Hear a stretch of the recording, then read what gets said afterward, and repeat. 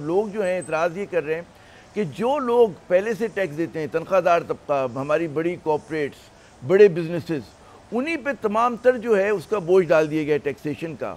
और जो आप कहा करते थे कोई मुक़द्दस गाय नहीं है, लेकिन नज़र ये आ रहा है कुछ मुक़द्दस गायें हैं कि जिनको जो है छूट दी गई है। इसमें जो टैक्स की एक्सपेंशन की बात हो रही है, तो वो दो सेक्टर्स हैं जी जो are going to be clearly brought into the net. तो कल भी मैंने जिक्र किया था कि जो हमारे ताजर भाई और बहन हैं, उनमें से मैं उनका पहले तो शुक्रिया अदा करना चाहता हूं जो तकरीबन 42,000 retailers have already registered as of yesterday. तो अब रिटेलर्स पे टैक्स का इतलाक होने जा रहा है। ये हमें कुछ साल पहले कर देना चाहिए था, बिकॉज अगर हो जाए तो उसकी जो बॉयंसी होती है वो आपको एक सर्टेन लेवल पे ले जाती है। But in any case every segment will now have to contribute. दूसरा हमने डिमांड साइड पे भी इसमें मेजर्स लिए हैं जी, और अब सप्लाई साइड पे in terms of bringing developers and builders, because ये भी एक बात होती है कि जो रियल एस्टेट सेक्टर है उसको क्यों बाय रखा जा रहा है। तो उस पर भी आपने जैसे देखा होगा कि बजट में उस पर भी इक़दामात लिए गए हैं in terms of the deemed income of the builders and developers.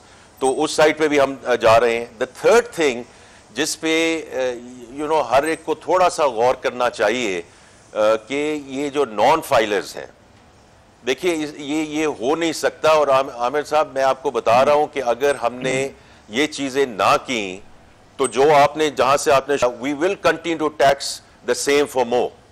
और ये जो नॉन फाइलर्स है, इस दफा हमने इसके जो मार्जिन या नॉन कंप्लायंस के 2-3% रखे थे, we have taken them to punitive levels, ताकि जो नॉन फाइलर्स हैं 3-4-5 दफा जरूर सोचें कि why they are not going to come into the net.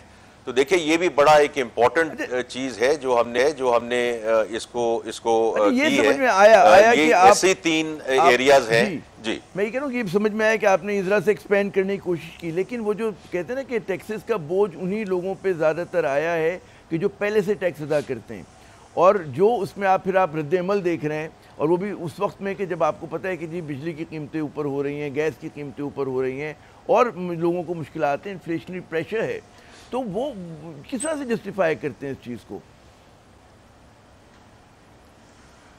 देखिए इसमें जो इंडस्ट्री साइड पे भी जो है उस पे भी हम पहली दफ़ा जो एक्सपोर्टर्स हैं उनको हमने कहा है कि वो जो प्रिजम्पटिव रजीम है उसको ख़त्म करना होगा।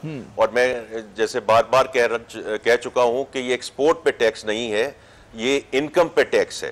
तो जिस तरह बाकी लोग इनकम पे टैक्स दे रहे हैं in terms of horizontal equity, इस तरह इनको कहा जा रहा है कि आप भी अपनी इनकम पे टैक्स दें, और खुदा न खास्ता अगर लॉस है तो then there is no tax.